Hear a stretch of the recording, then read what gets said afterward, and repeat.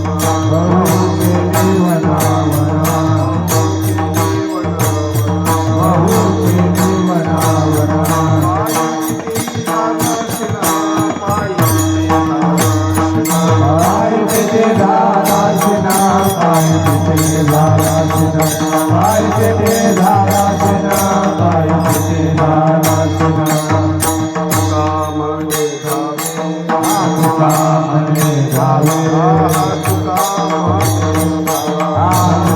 म्हणे जावे मग अवघे बरवे मग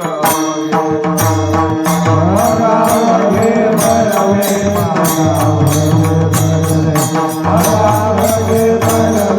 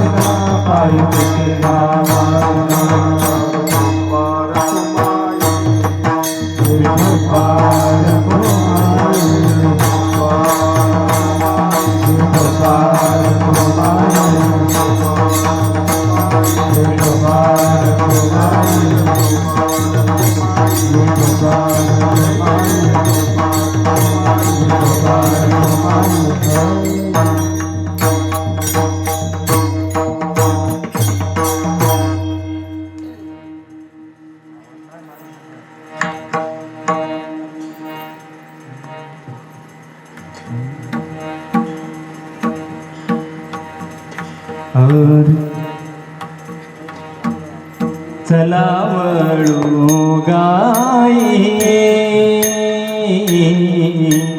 चला वळू गाई चला वळू गाये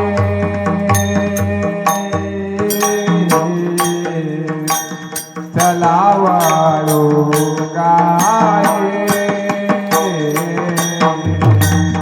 चला वळू गाई चला वळू गाई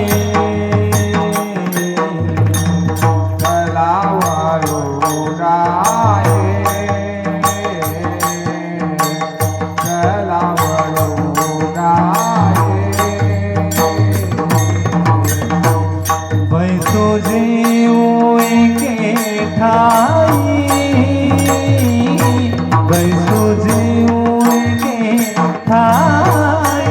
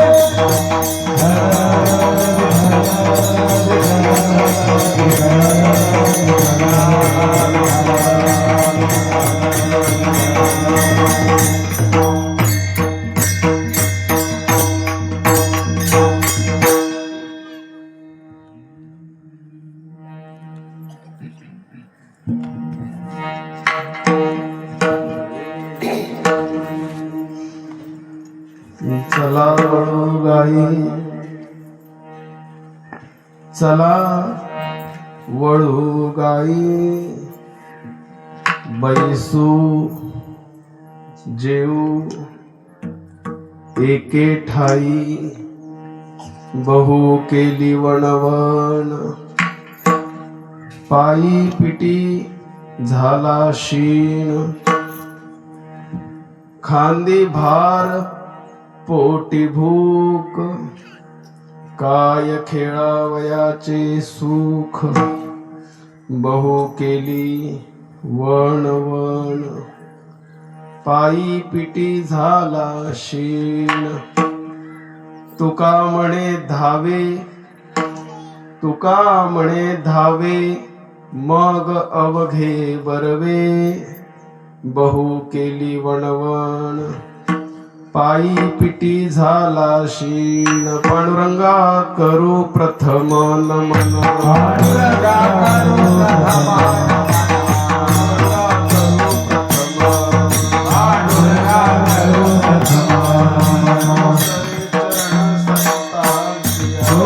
चरण संतांच्या, दुसरे चरण संतांच्या, पांडुरंगा करू प्रथम नमन, दुसरे चरण संतांच्या, त्यांच्या कृपादाने कथेचा विस्तार बाबाजी सद्गुरु दास तुका, मुक्तपणे मुक्त, श्रेष्ठपणे श्रेष्ठ, सर्वत्र वरिष्ठ आदिशक्ती, मुक्ताबाई नमो त्रिभुवन पावनी, आद्यत्रय जननी देवाची, ओम ब्रह्मानंद परम सुखरम केवलम ज्ञानमूर्तितम द्वंद्वातीतम गुण सदृशम तत्त्वमस्यादि लक्ष्यम, एकम नित्यमिमामचलं सर्वादि साक्षिभूतं भावातीतं त्रिगुणरहितं सद्गुरुं तं नमामि, गुरुर्ब्रह्मा गुरुर्विष्णु गुरुर्देवो महेश्वरा, गुरुर साक्षात् परब्रह्म तस्मै श्री गुरुवे नमः, समचरण सरोजम सान्द्र नीलांबुधावं जगन्निहित पाणिं मण्डनं मण्डनानां, तरुण तुलसीमाला कंधरं कंजनेत्रं, सरेधवलहासं विठ्ठलं चिन्तयामि, शरण शरण हनुमन्ता,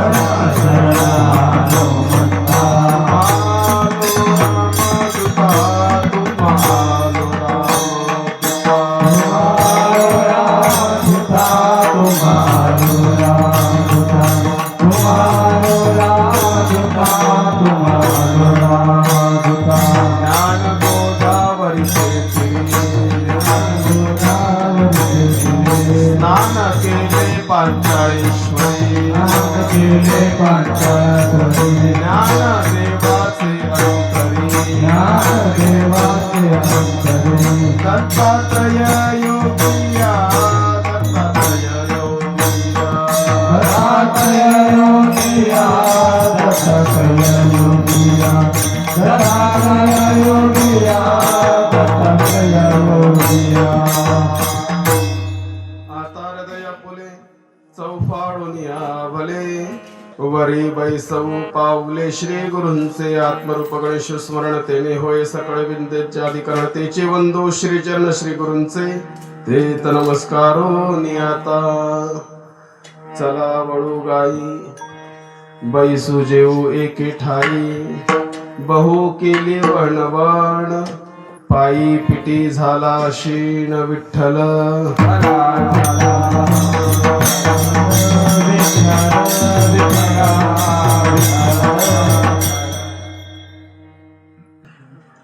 पुढे काय, आम्हा जन्म मरण पुन्हा, काल्याचा प्रसंग हाच शिकवतोय की काल्याच्या प्रसंगाची पूर्णता आपण जर आपल्या जीवनामध्ये जर उतरवतोय तर पुनरुपी जननम पुनरुपी मरणम, याच्यातून आपण मुक्त होतोय. ही जी वारी चाललेली ना, मरायचंय जगायचंय, जन्माला यायचं परत मरायचं, मेल्यानंतर परत जन्माला यायचं, कुठं जन्माला येतोय याचा थांग पत्ता नाहीये. कुठं जन्माला येतोय, किड्या मुंग्याच्या जन्माला येतोय, कुत्रा मांजराच्या जन्माला येतोय का, झाडा फुलांमध्ये जन्माला येतोय, पक्ष्यांमध्ये जन्माला येतोय का, माशांच्या रूपात जन्माला येतोय, कुठं जन्माला येतोय थांग पत्ता लागत नाही. फक्त फिरतोय, गरगर गरगर गरगर गरगर गरगर फिरतोय.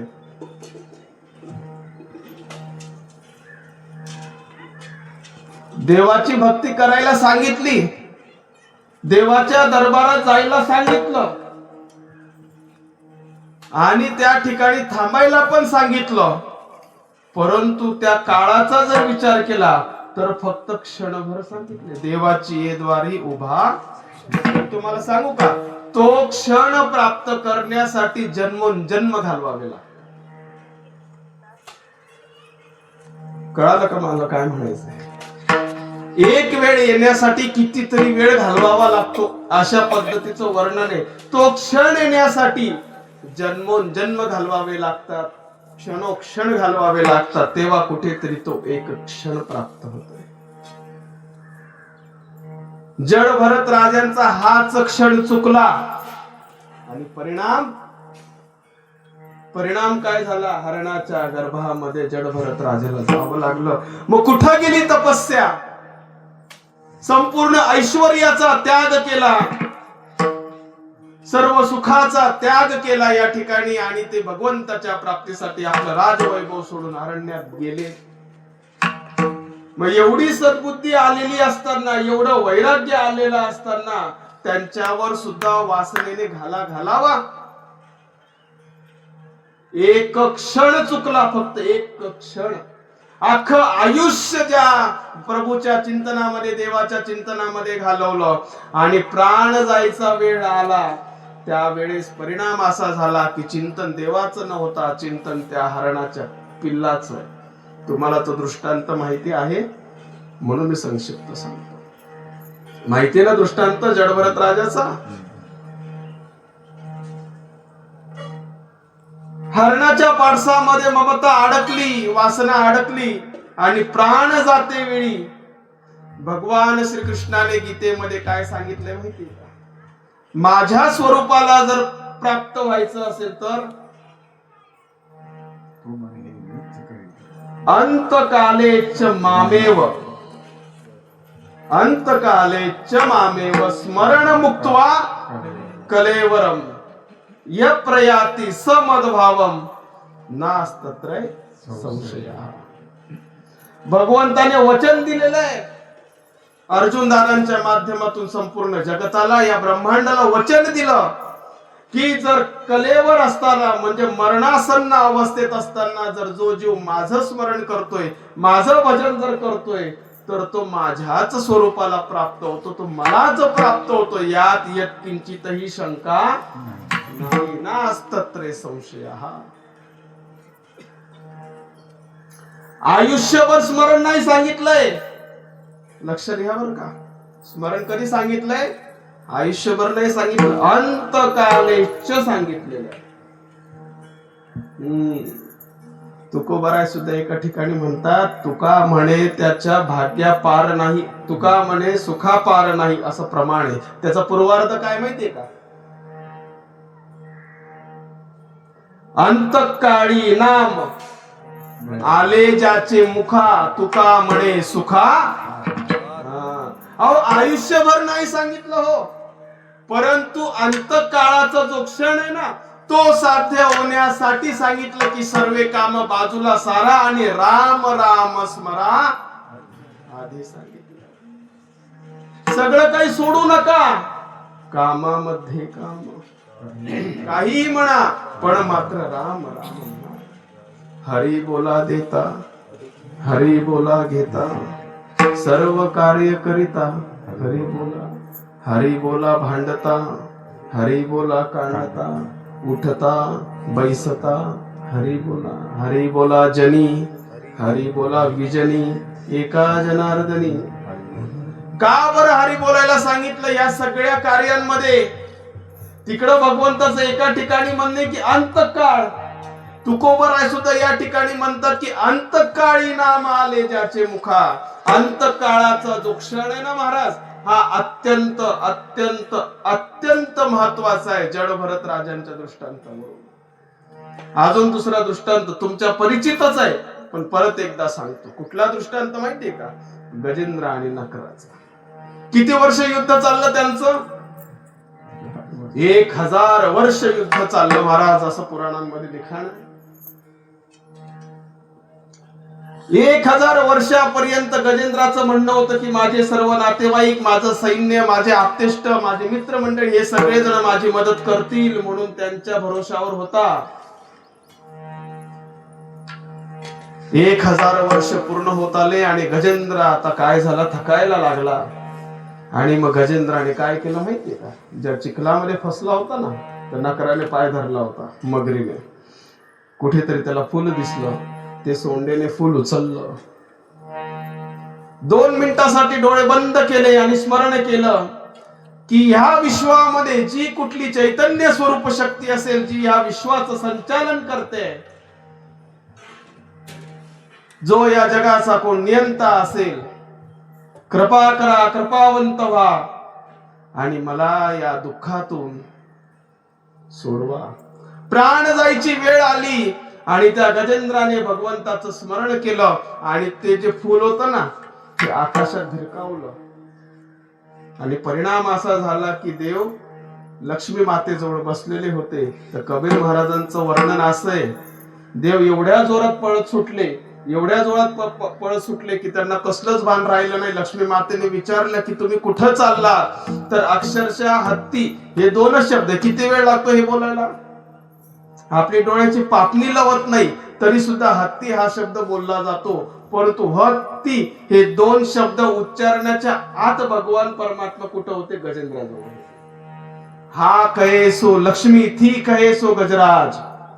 कबीर महाराज असं म्हणतात, हा म्हणताय तोपर्यंत लक्ष्मी मातेजवळ आहे आणि थी म्हणस तोपर्यंत ते गजेंद्राजवळ पोचून गेले आणि गजेंद्राचा उद्धार केला. काय केलं गजेंद्राने? बरवी ही आज, काय प्रमाण आहे?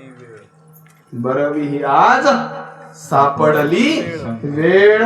त्या वेळेचा सदुपयोग त्या गजेंद्राने केला आणि त्या गजेंद्राच्या माध्यमातून त्याच वेळेचा सदुपयोग त्या नकराने सुद्धा केला. महाराज, त्या नकराने ती वेळ जाणून घेतली, त्याने समजून घेतली आणि त्या वेळेला त्याने काय केलं? देवाला विनंती केली की आता मात्र तुमचा अवतार कशासाठी असतो? एकाच्या कैवाडे उगवी बहुतांची कोडे. मग गजेंद्राच्या माध्यमातून तुम्ही आता माझा तरी उद्धार करावा अशी वेळ. मला काय सांगायचं लक्षात येते का? रोज काल आहे महाराज, कुठे ना कुठे रोज काला चाललेला आहे, कुठे ना कुठे रोज आहे. संप्रदायाच्या नियमानुसार एकादशी जर सोडली तर दशमी पर्यंत काल असतो. प्रतिपदेपासून ते दशमी आणि द्वादशी पासून ते प्रत अमावस्या पौर्णिमेपर्यंत रोज कुठे ना कुठे संपूर्ण महाराष्ट्रभर काला चालूच आहे. काला कुठेच थांबलेला नाही. आज महाशिवरात्रीचं काल पर्व गेला, अनेक सप्त्यांच्या सांगता आज आहेत, अनेक ठिकाणी काल्याचे प्रसंग चालू आहेत.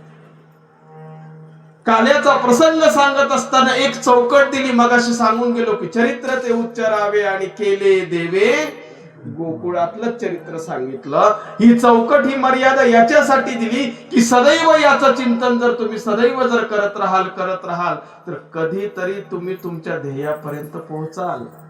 कारण की वारकरी संप्रदाय जर बघितला, आपले सकल संत जर बघितले तरी बाह्यांगाला किंमत देत नाही. कारण की आपल्या सकल संतांचं असं म्हणणं आहे की जो भगवान परमात्मा जो विटेवर उभा आहे, जो जगाचा नियंता आहे, चाले हे शरीर कोणाची कोण बोलविते.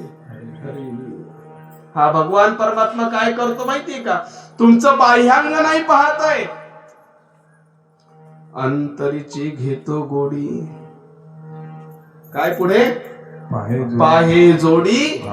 हो, अंतरीची घेतो गोडी आणि पाहे जोडी भावाची. महाराज, हे सगळं संतांनी जे लिहून ठेवलं ना, हे फक्त म्हणण्यापुरतं नाही हो महाराज, हे अंतरंगामध्ये आपल्या जीवनामध्ये उतरवण्यासाठी केलेलं हे सगळं. का बरं तुकोबराय म्हणतात, तुका पंढरीसे गेला आणि पुन्हा वासनेला वासना ढळ गाय गड्या रे. काय करते ती? जिथं जाऊ नये तिथं जाते, जे खाऊ नये ते खाते, हे की नाही? पण हिला मात्र जर वटणीवर आणायचं जर असेल तर काय केलं पाहिजे? तिला हाणून पाडलं पाहिजे. परंतु माहितीये का त्याच्यासाठी काय करायला लागत असतं?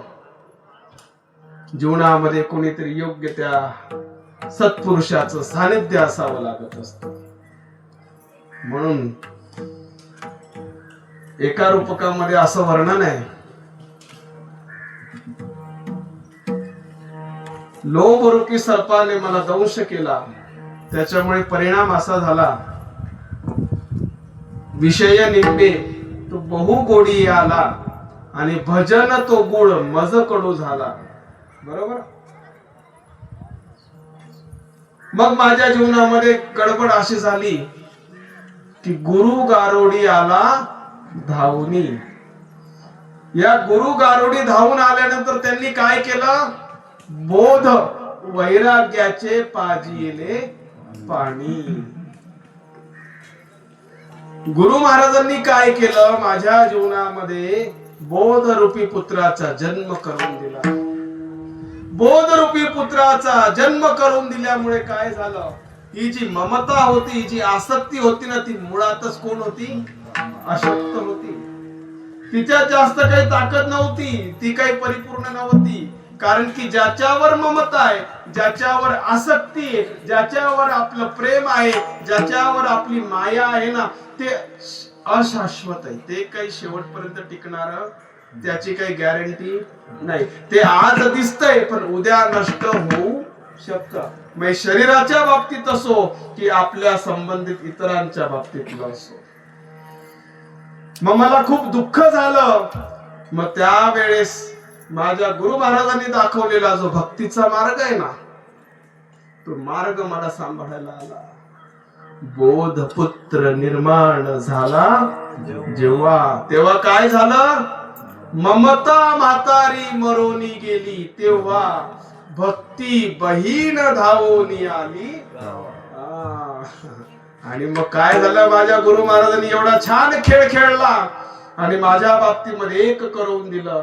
जे लाहीच्या बाबतीत झालं, जे मुरमुऱ्याच्या बाबतीत झालं, जे दह्याच्या बाबतीत झालं, दह्याच्या मुरमुरे सांगितले, लाही सांगितली, आता दही 2 मिनिटात सांगतो. कुठे आहे दही सांगा. दह्याचा पत्ता काय, वाटीमध्ये वाटीमध्ये का, फ्रीज मध्ये, नाही नाही नाही नाही, दही कुठे आहे, दुधामध्ये. मग आता जर समजा मी दूध आणून दिलं आणि सांगितलं की कुठे दही दाखवा,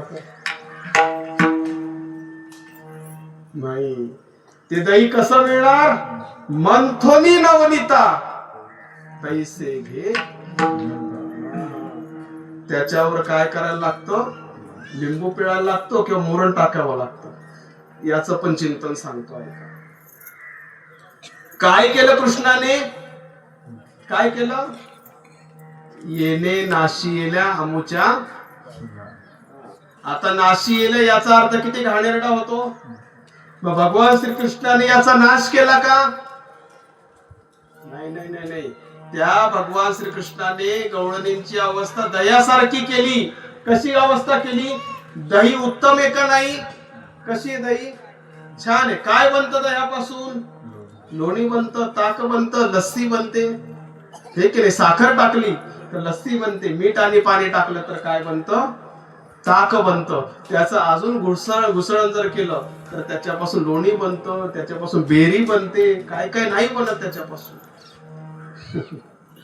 पण त्याच्यासाठी तुम्हाला दुधाला काय करावं लागतं, नासवावं लागतं. एवढा छान आणि चांगला पदार्थ तुम्हाला जर खायचा असेल तर त्याच्यासाठी त्याला नासवावं लागतं. अगदी त्याचप्रमाणे देवापर्यंत जर पोचायचं असेल तर आम्हाला काय व्हावं लागेल, काय लागेल, मग नासायचं का आपण, नाही. अहो नासायचं म्हणजे काय, आपण त्या दुधावर लिंबू पिळतो. लिंबू पिळतो म्हणजे काय करतो, आपले श्री गुरु आपल्यावर तत्वज्ञानाचा उपदेश करतात. ब्रह्म सत्यम जगत मिथ्या या तत्वज्ञानाचा अनेक दृष्टांताने अनेक कलेने आपल्याला त्याचा अनुभव करवून देतात. आणि तू जन्माला आलेला आहेस त्या या संसाराच्या गटांगळ्या खाण्यासाठी नाही, तर तू कशासाठी आलेला आहेस, भगवान परमात्म्याच्या स्वरूपाशी एकरूप होण्यासाठी, मुक्तीपर्यंत पोहोचण्यासाठी, तुझ्या मूळ स्वरूपाशी एकरूप होण्यासाठी. काय मूळ स्वरूप आहे तुमचं? तुमचं मूळ स्वरूप हे मुक्त आहे. परंतु ह्या संसाराच्या ज्या संख्या आहे, संसाराची जी साधन आहे, संसारातले जे पदार्थ आहेत, या संसाराच्या साधनांना माझं माझं माझं माझं माझं म्हणून तुम्ही बद्ध झालेला आहात, तुम्ही बांधले गेलेले आहात. मुक्त होता परी बळेची झाला बद्ध. कस काय बळेची बद्ध झाला? घेऊन या छंद. कुणाचा आहे माईक? कुणाचा आहे माईक? माझा. पपस कुणाचा आहे? कपडे कुणाचे? जाऊ द्या. अजून एक सांगू, कीर्तन कुणाचं आहे?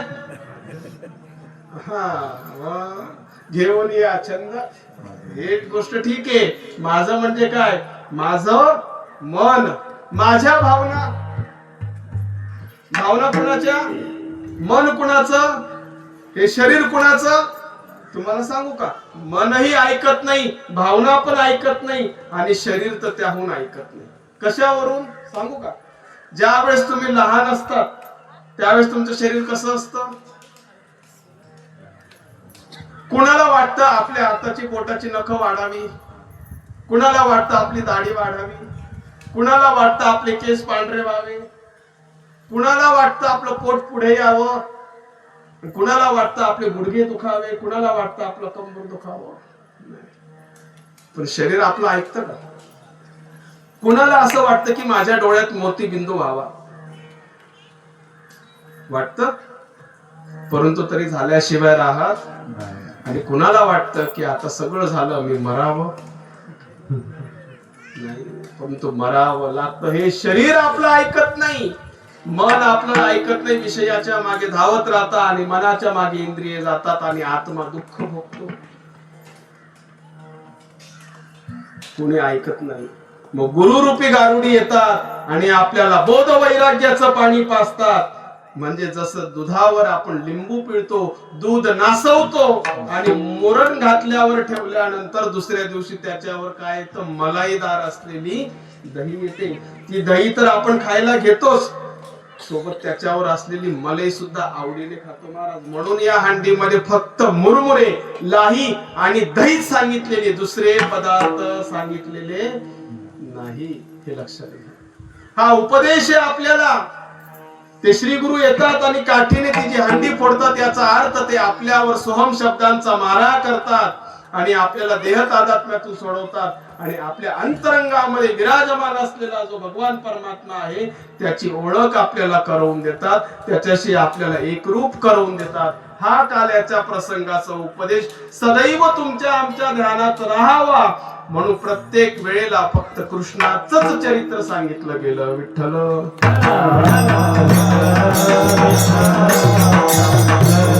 अजून एक सांगू का? भगवंताने अवताराला आल्यानंतर काय फक्त कृष्णाचंच आपलं काल्याचंच चरित्र केलं का? गोकुळात याने चोऱ्या केल्या, कितीतरी चोऱ्या केल्या, मग चोऱ्याच कर सुटला का? अनेक लीला पण केल्यात ना. पुतना मावशीला काय मारलं, हे की नाही, अनेकांना मारलं. एका ब्राह्मणाची तर अवस्था झाली की पांचांग फाटले, जानव तुटले, आणि धोतर गळाले ढुंगणाचे. हो, एवढं मारलं. 5 वर्षाचा पण नसेल कृष्ण तेव्हा, ताना असताना तर पुतना मावशीला मारलं. मग काल्याचाच प्रसंग आपल्या संप्रदायामध्ये का? काल्याचा प्रसंग आपल्या संप्रदायामध्ये लक्ष केंद्रित करण्यासाठी सांगितला गेला की हा काल्याच्या प्रसंगानेच जीवाचं काय होतं? उद्धार होत असतो. कारण काल्याच्या प्रसंगामध्ये तिथं कुठल्याही गोष्टीचा अधिकार सांगितला नाही. काल्याच्या प्रसंगामध्ये फक्त 2 जण असावे लागतात, तिसऱ्याला तिथं थारा नाही. कोण करत काला? काला करती संत जन, त्यांच्या सवे नारायण. देवाला काल्या करण्यासाठी फक्त संतांची गरज असते. दोन जण काला करतात, फक्त एक भगवंत आणि दुसरा म्हणजे संत. जिथं संत काला करतात तिथं भगवंत येऊन उभा राहत असतो. आणि गोकुळामध्ये ज्यावेळेस देवाने काला केला त्यावेळेस त्याच्यासोबत संत होते, त्याच्यासोबत गोपाळ होते. मग काल्याच्या प्रसंगाचा महत्वाचा विषय ऐका. कुणाला मिळतो काल्याचा प्रसाद? हात वरती करा. तुम्हा सगळ्यांना आजपर्यंत काल्याचा प्रसाद मिळाला आहे? हा, मिळाला ना? हांडी फोडल्यानंतर प्रसाद बाहेर येतो. मग आपण काय करतो? काला वाटू देतो की नाही? मिळाला की नाही काल्याचा प्रसाद? मिळाला? बघा बरं. लक्षात घ्या. मगाशीच मी सुरुवातीला सांगून गेलो, आपल्या संतांनी बाह्यांग सांगितलेला अंतरीची घेतो गोडी. मग काल्याचा प्रसाद मिळण्याच्या पाठीमागचं चिंतन काय? तर त्याचं चिंतन आहे का? काला कुणाला मिळतो? अभंगाच्या पहिल्या चरणातल्या उत्तरार्धामध्ये याचं चिंतन आहे. काय सांगितलं तुकोबार आहे? आपण गायी वळायला जाऊ, पण तिथं गेल्यानंतर काय करू? कुठेतरी एक ठिकाण शोधू आणि तिथं बसू. आणि मग पण कुठे जेवायला सांगितलं आणि कुठे बसायला सांगितलं? हा, एक ठाई. तिथं हरिपाठामध्ये तुकोबाराय सांगतात काय? ठाईच बैसोनी करा. काय सांगितलं? चित्त कसं करायचंय? एका ठिकाणी स्थिर करायचं करायला सांगितलेलं. बैसू जेऊ एके ठाई. कुणाला मिळतो काला? आणि नाही, त्याचे गोपाळ पण नाही. सांगतो तुम्हाला अजून कुणाला मिळतो काला, कुठे काला, काल्याचं ठिकाण पण सांगितलं, कुणाला मिळतो ते पण सांगितलं. कुठे मिळतो काला, कुठे काला? एके ठाई काला तुका म्हणे भावी काला. शब्दांची रचना पाहिजे का? गोंधळ किती. एके ठाई काला तुका म्हणे भावी काला. तुम्ही म्हणाल महाराजांनी हंडी फोडली, आम्ही रोज जातोय काल्याच्या कीर्तनामध्ये, रोज आम्ही हात पुढे करतोय, रोज आम्हाला प्रसाद मिळतो. महाराज, हा बाह्यांगाचा प्रसाद आहे, परंतु अंतरंगाने काल्याची अवस्था कुठे? मग जर तुम्हाला काल्याचा प्रसाद मिळतोय तर नाही महाराज, तुमच्या हातात फार फार तर ती लाही मिळेल, ते कुरमुरे मिळतील, ती दही मिळेल, बाकीच्या ठिकाणी मग कोथिंबीर मिरची ते सगळं टाकलेलं मिळेल तुम्हाला, पण काला मिळणार नाही. कारण की काला हा कुठे माहितीये का? काला हा एका ठिकाणी. मग ते एक ठिकाण कुठे महाराज सांगा ना, तर त्याचा पण पत्ता. एक ठिकाण कुठे माहितीये का? आतमध्ये. हे कृष्ण चरित्र आपल्याला काय शिकवतं? अजून एक सांगून जातो. काय शिकवतं कृष्ण चरित्र? आता मला एका गोष्टीचं उत्तर द्या. आपण कुठे कुठे जाऊन आलो? अनेक ठिकाणी आपण जातो, बाहेर फिरायला जातो. आताही आपण कुठून आलात? बाहेरूनच इथे आलात. इथून पण आपण परत कुठे जाणार? बाहेर. आपण आपल्या घरी जाणार, कामधंद्याच्या ठिकाणी जाणार, 5 गावाची माणसं आपापल्या गावी जाणार, बरोबर आहे? परत कुठे सप्ताह असेल परत आपण तिथं जाणार, तिथून परत कुठे जाणार? आपल्या घरी जाणार. आपण पंढरपूरला जातो, पंढरपूरवरून परत कुठे येतो? आपल्या घरी येतो. आळंदीला जातो, परत कुठे येतो? घरी. देहूला जातो, परत कुठे येतो? त्र्यंबकेश्वर असो, पैठण असो, कुठे असो, आपण सगळीकडे जातो आणि परत येतो. पण कुठे परत येतो? इथं कोण येतो? हे कृष्ण चरित्र, हे सकल संत चरित्र आपल्याला आतमध्ये जायला शिकवतं, आतमध्ये डोकवायला शिकवतं आणि वृत्ती आपली एका ठिकाणी स्थिर व्हायला शिकवते. आणि ज्या दिवशी तुमची वृत्ती, तुमचे विचार, तुमच्या भावना एका ठिकाणी स्थिर झाल्या रे झाल्या की त्याच ठिकाणी तुम्ही काल्याचे अधिकारी होतात. तुका म्हणे एके ठाई काला तुका म्हणे. एक या शब्दाला संप्रदायामध्ये भक्ती मार्गामध्ये खूप खूप किंमत करून दिलेली आहे. दस इंद्रियाचा केला एक मेळा, दस इंद्रियाचा केला एक मेळा, दस इंद्रियाचा केला एक मेळा, दस इंद्रियाचा केला एक मेळा, दस इंद्रियाचा केला एक मेळा.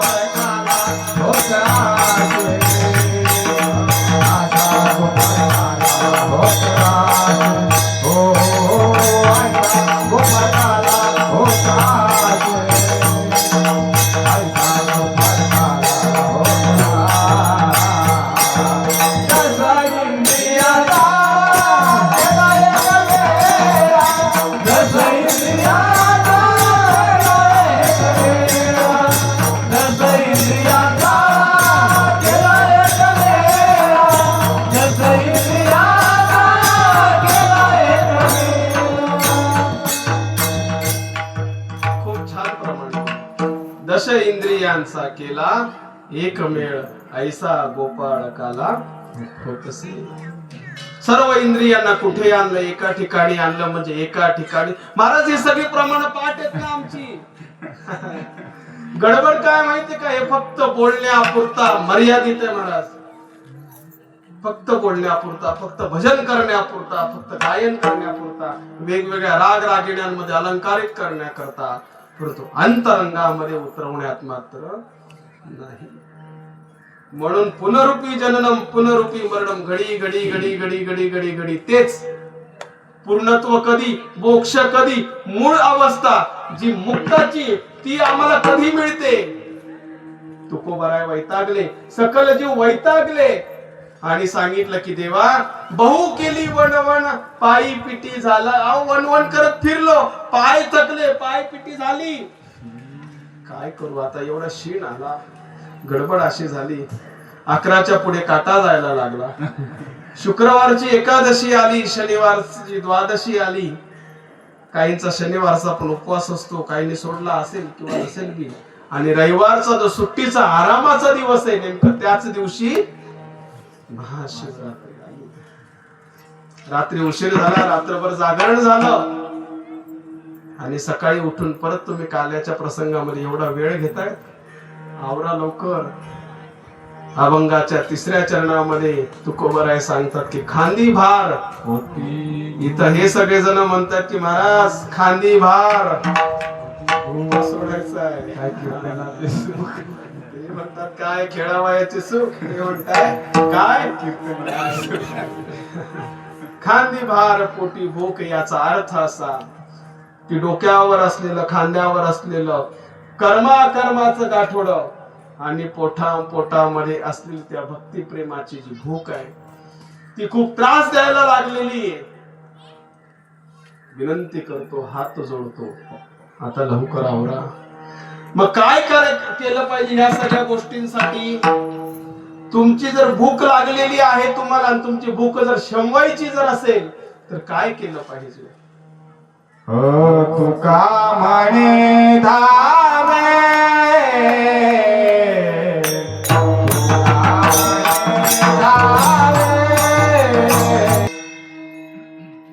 सिर पर घट, पुढे काय?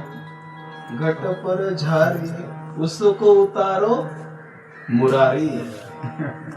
वजन झालंय, आता हे वजन काही पेलवलं जात खांदी भार. ते उतरवा ना देवा. पोटी भूक, काहीतरी खायला द्या.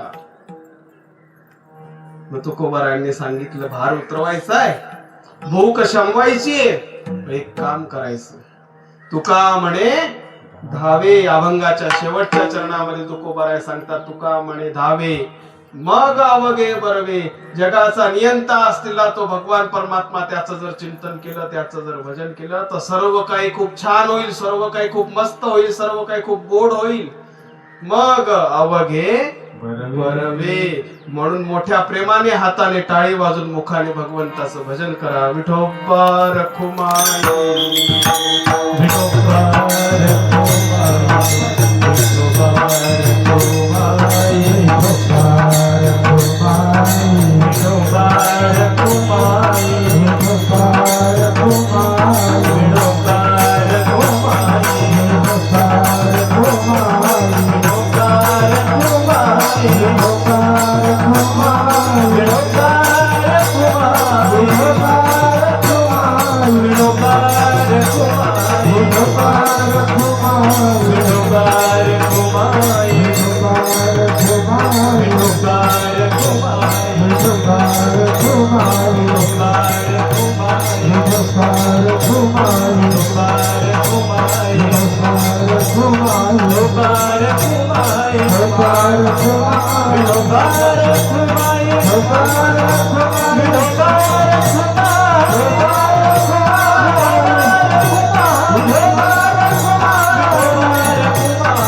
बार घुमाए